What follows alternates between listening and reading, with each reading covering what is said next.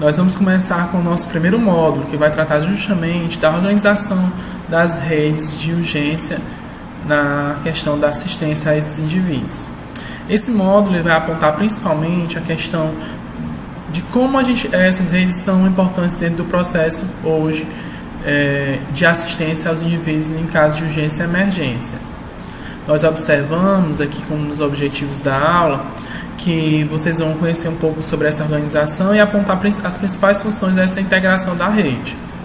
Bem, a gente vai observar que essa organização dos serviços de saúde, eles são utilizados dentro das unidades de atenção básica e justamente dentro dos municípios de pequeno porte, onde geralmente não encontram grandes hospitais que já são referentes dentro da parte de urgência e emergência. A gente observa também que é necessário a organização da rede com o seu fluxo, onde os profissionais da atenção base, da atenção primária, eles já sabem onde encaminhar esses pacientes e quais locais terão maior efetividade na hora do atendimento, encaminhando especificamente para locais onde já atendam pacientes com aquele perfil de urgência ou emergência. A gente observa que dentro da organização do serviço, como vocês podem observar no slide, a integração em saúde é um ponto muito relevante em sentido a ampliar e também se tratar de um processo que consiste em criar e manter uma governança comum das pessoas, no caso os atores, envolvidos, os profissionais e os usuários, e também a questão da autonomia dessas organizações, com a finalidade de coordenar sua interdependência e permitir a cooperação para a realização de um projeto bem coletivo. Assim, pessoal, podemos observar que essa organização ela precisa, para tal, atingir o objetivo dessa organização de rede em urgência e emergência, onde é necessário elaborar um perfil demográfico e epidemiológico da região, onde os profissionais, junto com a equipe da Secretaria de Saúde, poderá identificar qual a maior demanda daquela população. São pacientes com urgências traumatológicas, clínicas, ou urgências pediátricas, adultas, urgências obstétricas. Qual o perfil da sua realidade hoje em dia? Então, também é necessário descrever a rede de atenção à saúde existente no município, onde o enfermeiro poderá justamente já apontar rapidamente qual o local onde referenciar aquela situação ou aquele paciente que apresenta uma alteração a ser investigada. Conhecer também o modelo de atenção à saúde do município, justamente com os equipamentos de saúde que já possam estar ali presentes. Nós vamos também avaliar o número de recursos humanos disponíveis e sua qualificação, quantos funcionários, quantos profissionais na área da saúde já estão envolvidos dentro desse processo. Nós temos enfermeiros, médicos, atendentes, técnicos de enfermagem ou demais outros profissionais da área da saúde qualificados para atender essa demanda. Eles estão preparados para receber esses casos de urgência e emergência, estão preparados para realizar uma qualificação, uma triagem, uma classificação de risco.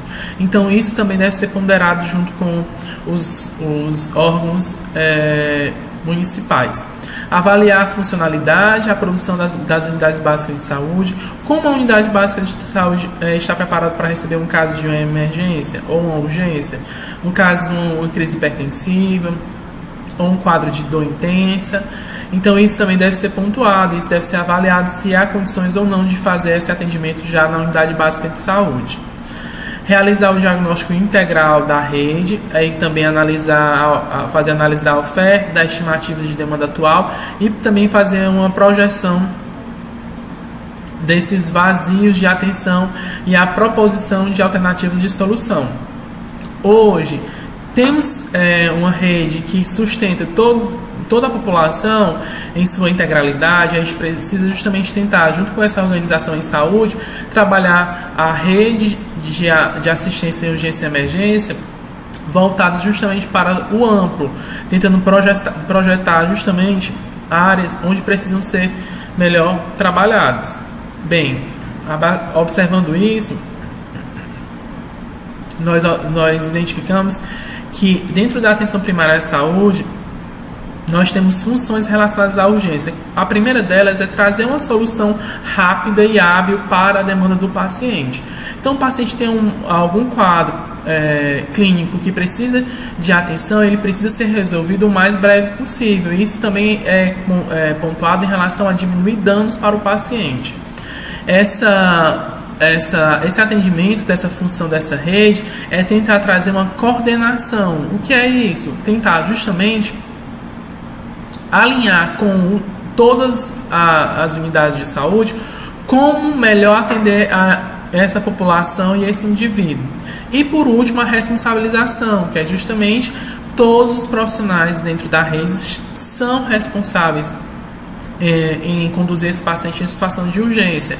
Então, nós precisamos sim tomar essa responsabilidade no nosso dia a dia, de entender que o paciente estando com um quadro de urgência e emergência, ele não necessariamente precisa ou deverá ser somente atendido dentro de uma emergência hospitalar, mas sim tentar entender que ele pode, dentro das condições das unidades básicas de saúde, ter uma abordagem inicial já com o enfermeiro e o médico que acompanha esse sujeito na atenção primária. Assim, pessoal, nós podemos destacar exemplos do próprio estado do Ceará, que aponta dentro da literatura processos de micro-regionalização dos serviços, entre eles o de urgência e emergência.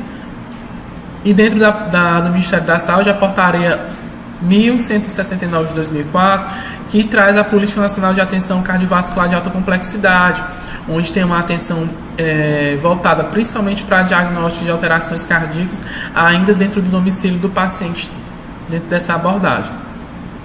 E aí, dentro da nossa rede de atenção às urgências e emergências, nós podemos observar as interfaces dessa rede, que a primeira delas é voltada para promover a saúde e a prevenção de danos dessa população. Também podemos observar que dentro da rede a atenção primária ela vem com a corresponsabilidade junto com as unidades básicas de saúde em atender principalmente esses pacientes de livre demanda, onde atualmente já é possível identificar em nível nacional várias unidades básicas de saúde que atuam com um horário estendido até às 7 horas da noite, e isso gera também dias onde apresentam uma demanda espontânea, onde podem surgir casos de urgência e emergência. Nós tivemos um ganho importante junto com as unidades de pronto atendimento, as UPAs, onde dentro de uma esfera nacional essas unidades elas possibilitaram um ganho para a população em atendimento de urgência e emergência de forma descentralizada e de forma qualificada. E dentro dessas unidades nós observamos todo um protocolo que é necessário hoje ser analisado junto com as equipes de triagem e classificação de risco, bem como uma divisão de atendimentos para a população adulta e pediátrica. O interessante dentro desse conjunto das unidades de pronto atendimento é justamente observar que se replica esse modelo em vários municípios de uma forma bem coordenada. Nós não podemos esquecer também do SAMU, o famoso 192, onde dentro dos protocolos de urgência e emergência deve ser a primeira escolha de solicitação para um caso de urgência e emergência em locais não habilitados para esse atendimento. No caso, uma escola, um shopping center, as ruas, avenidas, onde naquele local não tem nenhuma equipe preparada para atender aquela demanda. Nós temos também as portas hospitalares de atenção às urgências, os SOS, que também fazem parte da rede, onde são encaminhados pacientes para esse atendimento, principalmente pacientes que precisam de intervenções mais específicas, intervenções cirúrgicas, ou também de exames de imagem e laboratoriais mais específicos, onde não são realizados de praxe dentro da rede da atenção primária. Ok? E nós observamos também que a rede ela vai atender uma inovação das tecnologias na linha do cuidado prioritárias, como voltadas para o acidente vascular cerebral, o AVC, principalmente com os protocolos de atendimento AS público, os pacientes com infarto agudo do miocárdio e também com algum tipo de trauma. E dentro da atenção domiciliar, nós vamos ter justamente o melhor em casa, que é atender às urgências e emergências em pacientes que já são acompanhados no domicílio e, porventura, possam necessitar de uma atenção maior dentro de uma intercorrência. Vocês podem observar agora, dentro dessa figura, justamente o fluxo, né, e contrafluxo de como isso pode ocorrer. Então, nós vamos ter a central de regulação do SAMU, que recebe as demandas pelo 192, nós temos as unidades básicas de saúde, os pacientes no Melhor em Casa, as UPAs, o hospital de referência, os SOS, onde vai ter as unidades de atenção ao acidente vascular encefálico. A gente vai ter enfermarias clínicas, nós vamos ter serviços de imagem, que são de interesse para uma investigação mais aprofundada, e também as unidades básicas de saúde, que vão em conjunto dentro dessa rede promover um fluxo e contrafluxo dessa demanda que vai ser apresentada no nosso dia a dia.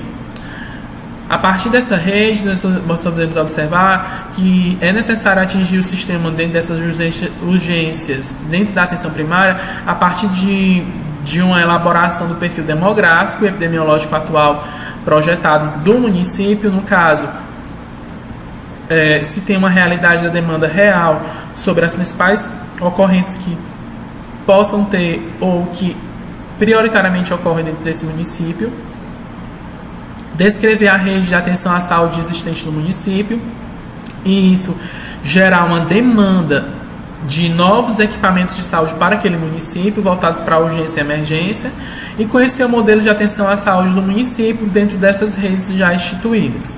Aqui nós temos também mais uma figura que vai também sinalizar para nós como todas as unidades de saúde, elas estão interligadas em algum ponto, ou de forma linear ou de forma circular. Então, nós fazemos também avaliar os recursos humanos disponíveis, como a gente já falou, principalmente se eles já são qualificados, e avaliar a funcionalidade e a produção das unidades básicas de saúde. Como elas podem ser melhor trabalhadas dentro dessa questão da urgência e emergência? Elas têm condições de oferecer essa demanda? Têm estrutura física?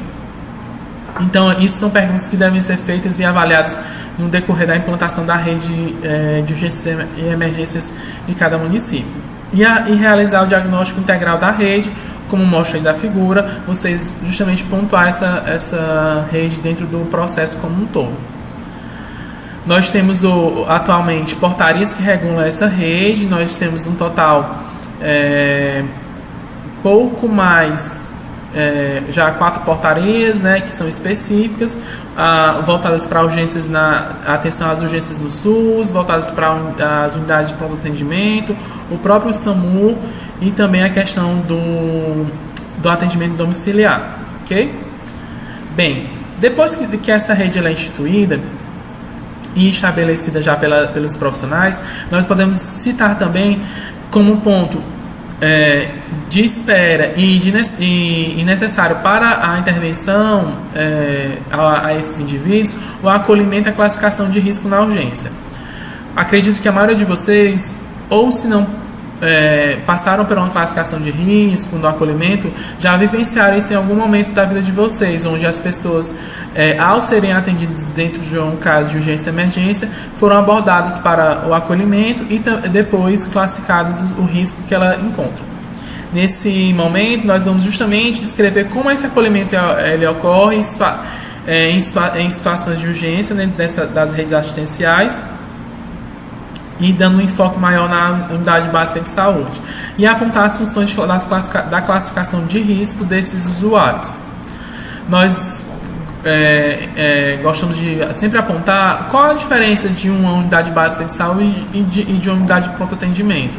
Nós já sabemos que as unidades básicas de saúde, vocês estão vendo nas disciplinas que elas têm um atendimento de rotina, voltado para consultas, tratamentos, voltados justamente para dispensação de medicamentos, atendimento odontológico, E dentro dessa rotina, pacientes que não apresentam nenhuma demanda de urgência e emergência, mas sim uma capacidade de consultas já previamente estabelecidas.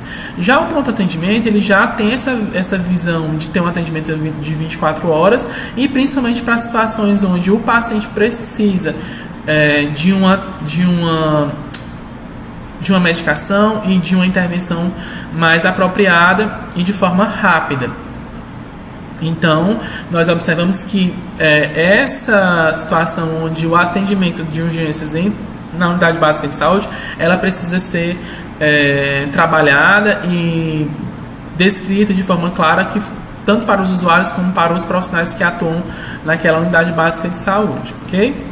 Bem, o acolhimento é nada mais do que realmente fazer uma escuta qualificada e buscar a melhor solução possível para a situação apresentada, conjugada com as condições objetivas da unidade naquele momento. Então, dentro do acolhimento que vai ser realizado pelos profissionais, é interessante que ele escute a queixa inicial do paciente e possa identificar dentro desse acolhimento qual a real necessidade do indivíduo naquela situação. Nós precisamos que o acolhimento tenha uma escuta qualificada, que o profissional consiga ouvir e já identificar possíveis danos ou vulnerabilidades daquele indivíduo para aquela urgência e emergência. Orientação adequada a partir das informações apresentadas, iniciar já um processo educativo e também de reeducação sobre a orientação e coordenação do fluxo da rede.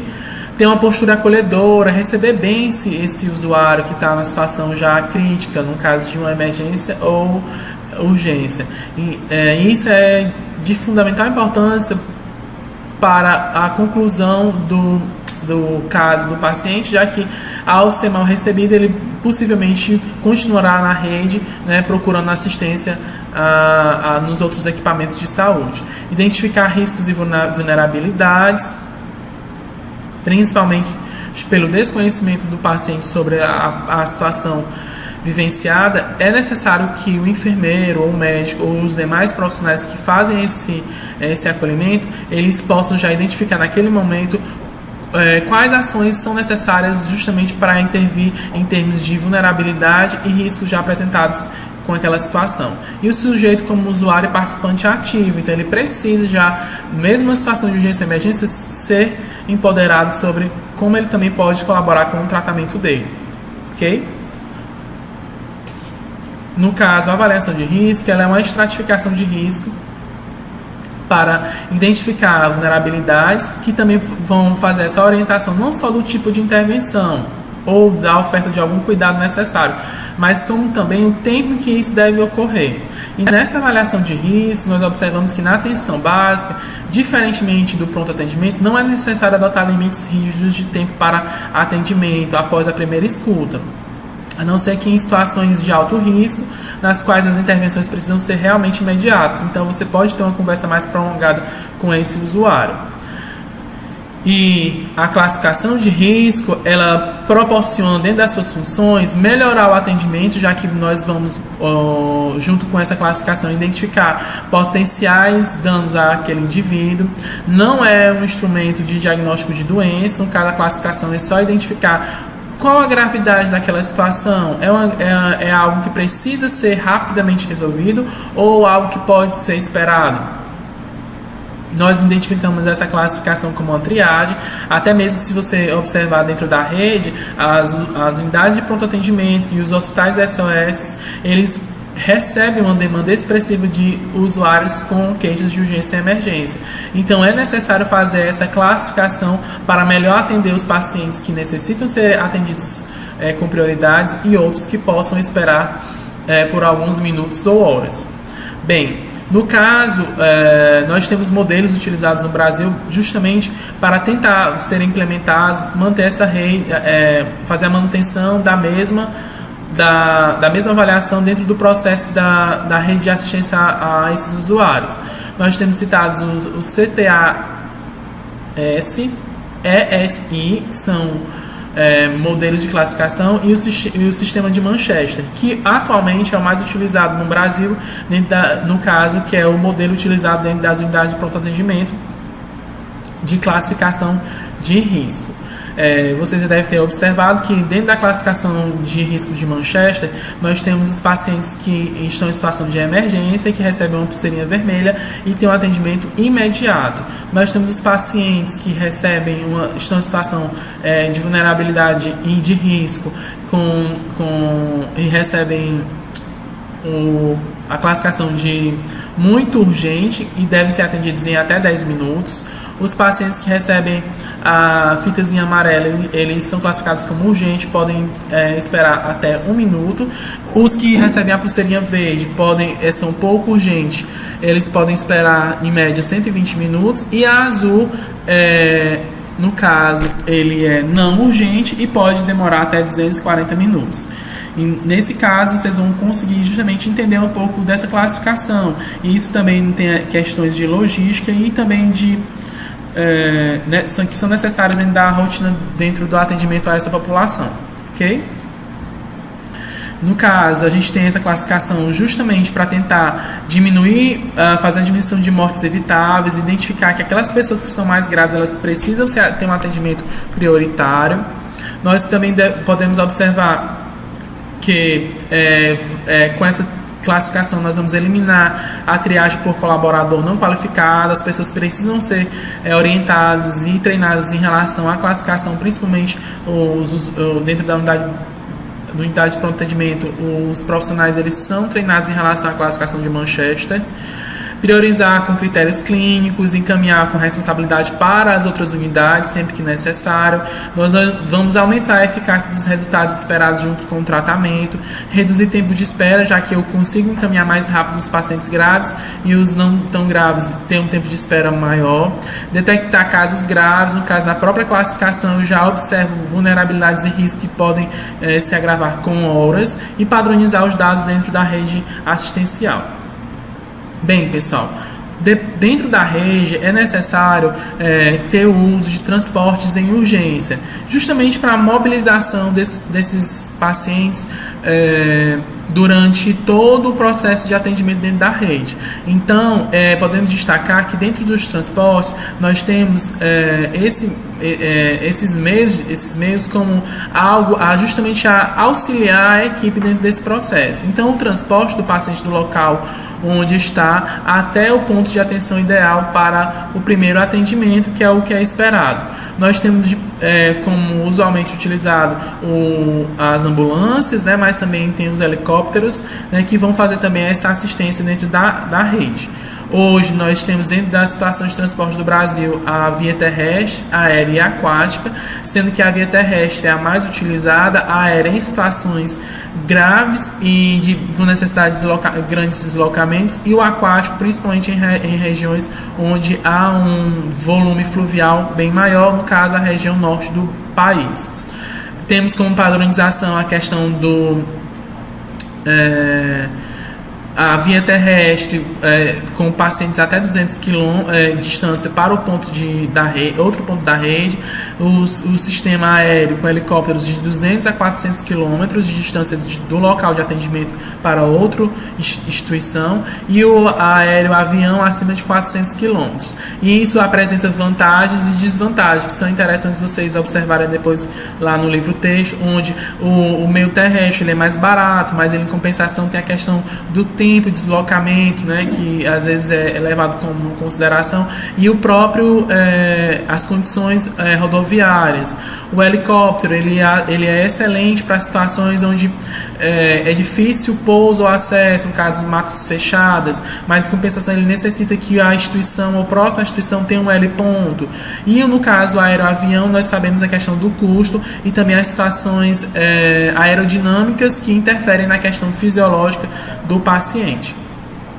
Antes de iniciar esse transporte, nós devemos destacar que é necessário realizar a manobra de sobrevivência se necessário. Então, só instituir o uso desse transporte depois de uma estabilização do quadro hemodinâmico do paciente.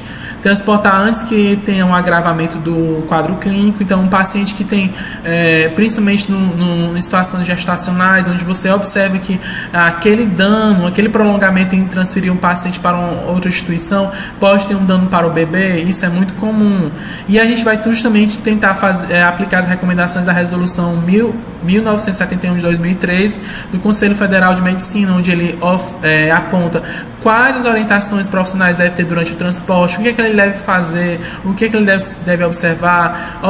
Também pontua dentro dessa resolução a educação da população em relação à solicitação desse transporte, já que nós temos um problema ainda hoje, a questão da solicitação de ambulâncias para situações que não são emergenciais, trotes, que é muito comum, né? A prevenção de complicações ao deslocamento. Então, se você já sabe que aquele transporte ele está inadequado, ou a via de transporte, ou terrestre, ou aéreo, ou aquático, ele pode causar um dano maior devido ao próprio trajeto que é ruim, é necessário também ter essa observação junto com a equipe. Nesse caso, dentro do transporte, nós vamos justamente ver fases desse transporte, observar quais são as lesões que o paciente apresenta, é possível transportar ele com essas lesões, fazer o reconhecimento precoce dessa transferência. Sempre que observar um caso, já identificar logo, não, esse indivíduo não tem condições de ser acompanhado dentro da nossa unidade básica de saúde ou no pronto atendimento do município, então tem que ser encaminhado para a rede. Nós temos recursos locais, ambulâncias, helicópteros, aviões para encaminhar essas pessoas. Ter uma decisão médica da transferência. Então, na avaliação clínica do médico, ele vai decidir que naquela instituição ou aquela equipe ela não tem condições de atender aquela demanda. Então, essa decisão é prioritária ao médico, dada ao médico. A transferência de local apropriado, né, justamente onde tem recursos mais adequados para atender aquela situação de urgência e emergência. O atraso não deve ser tolerado. Então, vocês vão observar que isso também é um ponto primordial. O atraso pode complicar mais ainda o quadro clínico do paciente. Prever necessidade de reanimação sempre que necessário, ver a estabilidade e segurança durante o transporte, o estado fisiológico do paciente, observar os critérios de triagem, já que em uma situação de emergência e urgência você pode ter um número maior de pacientes com necessidade de transferência e um número reduzido de transportes para essas outras instituições. E história pregressa de trauma desse indivíduo, se ele já teve traumas durante a sua história pregressa, se isso é uma coisa recorrente dentro da avaliação, se ele pode estar apresentando esse novo trauma durante o transporte também. Nós vamos observar que a configuração hoje desses transportes terrestres, que é o mais utilizado, geralmente pode ser um transporte sanitário somente com o condutor. Ele pode ser um transporte com unidade de suporte básico, com 2 técnicos de enfermagem e o condutor. Uma unidade de socorro do Corpo de Bombeiros, com 2 bombeiros e um condutor, e a unidade de suporte avançado, já tendo um enfermeiro, um médico e um condutor. Nesse caso, quanto maior a complexidade da demanda apresentada, maior é a qualificação dos profissionais que vão estar acompanhando nesse transporte. No caso, um paciente mais grave, é necessário o acompanhamento do enfermeiro e de um médico dentro da ambulância. E aí vocês observaram aqui, né, durante esse momento que essa rede que a gente tanto falou no começo, ela é organizada no Brasil dentro das unidades básicas de saúde, junto com as unidades de pronto atendimento e os hospitais.